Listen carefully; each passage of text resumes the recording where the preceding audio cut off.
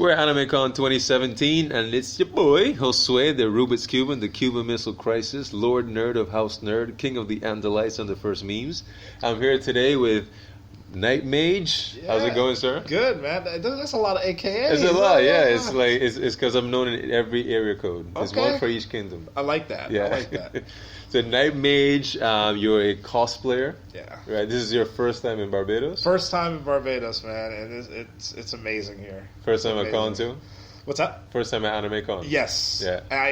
I'm jealous of Megan. Yeah. This is her second time. This is her second time. Yes. So yeah, I would love to come back. How are you liking it so far? Everything's been amazing. Yeah. Like the staff at AnimeKon has been amazing. Just the people have been amazing. The food, just the weather. Everything's been great. I have no complaints whatsoever. What have you thought? What's your thoughts on the cosplays that you've seen so far? You know, with cosplaying, it's always interesting, like going overseas, because a lot of the materials that they use is not really available like the stuff that we use in the States. Correct. So, like the creativity has to be even higher over here. And so seeing a lot of the costumes, the cardboard costumes, and just everything that, you know, I actually appreciate probably more than a lot of other people, because I'm basically like a trash can cosplayer. Like I will dumpster dive and just, you know, make it work. So you look for anything that you can find, anything and everything. Right. And, you know, it's about thinking outside the box of materials. You know, it's true. So I appreciate it when I see people taking everyday items and turning it into something else, and it looks amazing. Yeah. So I'm really, really excited for the contest. Yeah. Because I know yesterday there was a lot of cosplayers, but I know today it's like triple. Sunday is usually the big day. Yeah, that's what I keep hearing. I'm seeing it, so I'm also really excited about the performance. A lot of people here, they really get into the character, into the performance art of it, and so that actually adds an even more dynamic to it. Yeah. What was do you remember your first cosplay? I do. So my first cosplay was Jon Stewart Green Lantern. Oh, that's lovely. I got it. Yeah. Yes. And that's the man. I chose that character. I love the character, right. But it was not a costume you could like find in the stores. I really didn't know anything about cosplaying back then, and this was back in like 2011 for Halloween. So I got some Under Armour and some green fabric. My girlfriend helped me sew it together. I went out to the bars to Halloween, had some fun, and I got asked to do a charity event. Then got asked to do another one and another one because I had the superhero costume. Right. So I was like, all right, I'm having a blast. I want to do some more costumes. So then I made Batman and Captain America.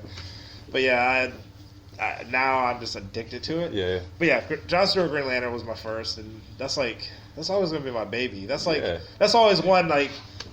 I don't wear a lot, but it's always my first thought of wearing when I go to conventions. We actually had like Phil Lamar Green Lantern last year at AnimeKon. Yeah. So it tricked me, because when I first found out I was coming and stuff, I was excited. I looked it up. I saw Phil Lamar. I was like, oh, he's going to be here. No. And then I had to look more. I was like, oh, that was last year. That was last year. He was awesome, by the way. He was really cool. Yeah. He's so cool. Hold on. Yeah. So did you do the oath like in Brightest Day, in Blackest Night? Yeah. Oh yeah. There's a YouTube popular YouTube channel. It's called Man at Arms. I follow that. They see weapons. Yeah. So I've done a couple of their episodes. I've done their Predator episode, Hellboy, and we did a Green Lantern episode where they actually just remade a Green Lantern ring and then an axe. Awesome. So I got to recite the oath on there and stuff like that. Do you mind if we recite it? We want to do it together? Yeah, together, all right. In brightest day, in blackest night, no evil shall escape my sight. Let those who worship evils... May those? Let them. Let those. May those. I'm sorry. Oh, my God. All right. See, this is how we don't get... The Jim is right. He's right. I'm right. All right. He's right. Let those who worship evil's might beware my power. Green Lantern's light. There you go. That's lovely. We're going to be shining. All right. So you have like a background as a stuntman. Yeah. Right. Has that like influenced your career as a cosplayer? Actually, not really. So, my stunt work started back right after high school. I joined an amusement park. I got hired on an amusement park, and back then they would put you through stunt school. Right. So they had this Batman Robin stunt spectacular in the water. So I was like one of the criminals that they beat up and threw in the water. So it was fun.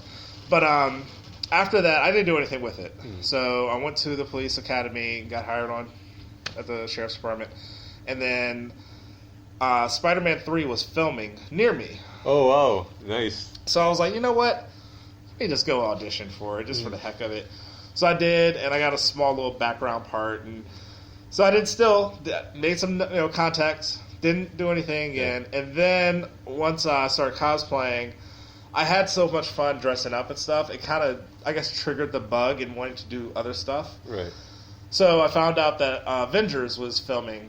So I auditioned for that. The name is just keep getting better.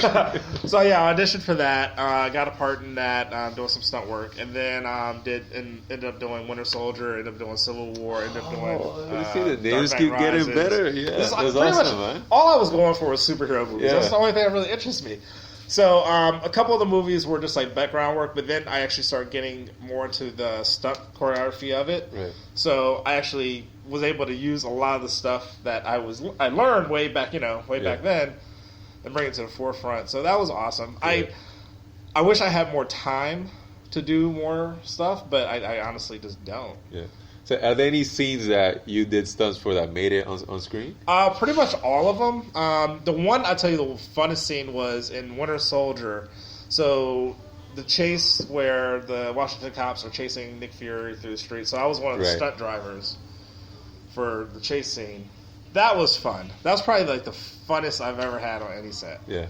That was great. That was a lovely shot there. That whole sequence with the car chase, that was awesome. Yeah. I like doing fight choreography, but honestly, the driving, I think it's a little bit more of a rush for me. Right. But the fight choreography, it's a little bit more personal, especially if you're working with a really good team. Right. But yeah, the driving, I love stunt driving. So you have combat training? Yeah. Wow, where'd you learn that?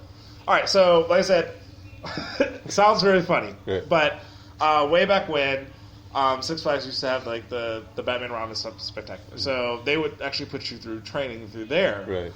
And then from there, back in Cleveland, it was the Cleveland Stunt School. So. Wow, that's amazing. That's amazing. So, more things about cosplaying. Like, what's the cosplay community like in? Where do you reside? Ohio. In Ohio. Yeah. What's the cosplay community like in Ohio? No, it's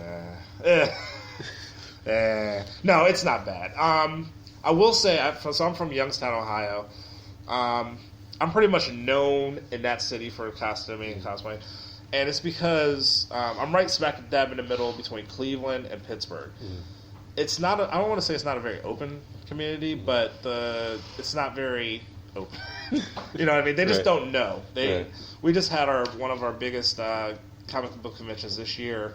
It drew in like maybe 2,000-3,000 people. Nice. It's not bad. That's not bad. But I mean, compared to like Cleveland, Pittsburgh, they're drawing in 5,000, 6,000, 7,000 people. Those are the mega conventions, right? So it's growing, and I think that's credit to a lot of the superhero movies that are coming out. And I mean, geek culture is like pretty much mainstream now. It's huge. Yeah. So it's helping, but the cosplay community is pretty small where I'm from. But then again, like I said, you have like Cleveland and you have Pittsburgh, you have the bigger cities around where it's pretty much that's all people do is just cosplay. So you're wearing now. Obviously, the listeners can't see this, but you're wearing an Afro Samurai cosplay. So how did you piece this together? This is, like I said, man, I am a budget cosplayer, so this is so simple. The top, the gi, I found online. Because I knew I was tearing it up, so I just got a used white gi for like literally $10 US. Right. The pants were just some like old disco pants. The sandals, just some regular old sandals, and put some foam platforms on. Oh, nice. The bracelets are just foam. The wig's actually the wig is massive. Yeah. It's actually 2 wigs put together, and then some cones in top to make it nice and fluffy and point to the side. And then pretty much the headband is just a T-shirt. That's the number one headband? The number one headband. Number one headband. Yeah, you're never at peace. Hey, I got the number 2 if you want to challenge me. Number 2? All right, there you go. If you want to challenge me. I'm going to put this on here, so. Okay. Just wait till this interview's over. Just be ready. You're going down. Okay. Yeah, and then just put some wire in the T-shirt and sewed it together, so it always looks like it's flowing in the wind. Right. for some reason in anime, there's no win anywhere, but everything's still just flowing on it. But yeah, so yeah, that's all for this. Yeah, yeah. Like, I've done over 100 costumes, and every single one, I break it down into simple terms. You know what I mean? I don't do a lot of high cost costumes because 9 times out of 10. I'm wearing. Oh, that's I got fine. my paint on it. Oh, that's fine. Is it still good? Yeah, looking good. Yeah? Looking good. All right. Still looking good. Looking fresh. But yeah, I don't do things a lot of high cost because I'm wearing it to a convention. I'm going to be wearing it for once every maybe a couple months or so. It doesn't need to be perfect. I'm the 10-foot rule cosplayer. You can always improve on it later. Right. It's going to look amazing 10 feet away, but don't come up inspecting. Unless I'm doing something for a competition, or like I make costumes for a couple of the WWE superstars. So unless I'm doing something for a competition or I'm doing something for someone else, it doesn't need to be perfect. Right. You know? Yeah. Any advice that you would give to like other cosplayers out there trying to get by? Just do it, man. Just keep doing it. It's a fun hobby. And honestly, it doesn't matter the character. I'm 6 foot, 270 pounds. Just about. I cosplay Spider-Man. Yeah. Like, you know what? It doesn't matter your age, your sex, your height, your body size. It doesn't. Nothing matters as long as you have the love for the character or love for creating. Yeah. That's all that matters. And this society is so welcoming. It really is. Like at least here it's always been a good society, and it started off very slowly. Yeah. But thanks to outlets like AnimeKon, it's become what you see out there now. Right. And I always call conventions like family reunions because very much so. Yeah.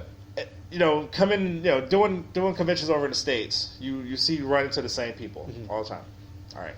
Coming overseas, I've never met you guys, but as soon as we come into this convention, it's like we're family. It's like we're just reconnecting again, and that's the most amazing thing about this community. Yeah, lovely. So we're just gonna ask you some more like personal questions to delve deeper into your inner nerd. Oh, inner nerd. No, I'm not gonna ask you, have you killed a guy? No, we're like killed a man. Have you killed a man before? Okay, so if you had one superpower, what would it be? One superpower. Don't pick Wolverine's claws because that doesn't work if you can't heal. That's funny. One superpower, probably. That is tough. Like most times, people will say one character if you have their ability, but it was one power. Man, probably.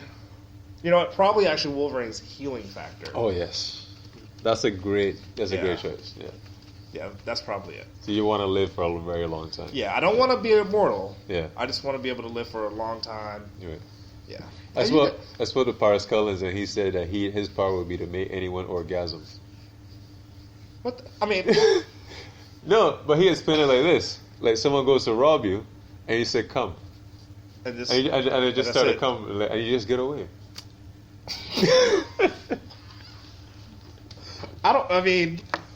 I think that, hey. It works. It works. It works. But, I don't even know what to say to that. All right. So, another question. If you had to be in the world of one comic book, what would it be? One comic book world. Probably, man. Does DuckTales count? DuckTales. Why DuckTales? Because it's just a happy world. Yeah. And, I would befriend Scrooge McDuck, and we'd be pals, and I'd be rich like him, and it'd just be fun. I always like to be a cartoon because, like, you can withstand, like, a tremendous amount of violence, and then nothing happens to you. Because, like, cartoon violence is, like, there's no blood, there's no, like, concussion. It's just, like, at worst, like, a little, like, angel flies up to heaven and then comes back down. I never thought about that. You're correct. Yeah, you can do anything. Yeah. So, yeah, like, any cartoon world would be awesome. That's one final question. Like, any cosplay that you haven't done yet that you have your eye on? You know what? I always say Voltron. Voltron is the end-all, be-all. Once I do Voltron, I'm done. That's like my retirement costume. Now that got me thinking, like, how do you do a Voltron? I mean, here's the I'm thing. interested in seeing that end result.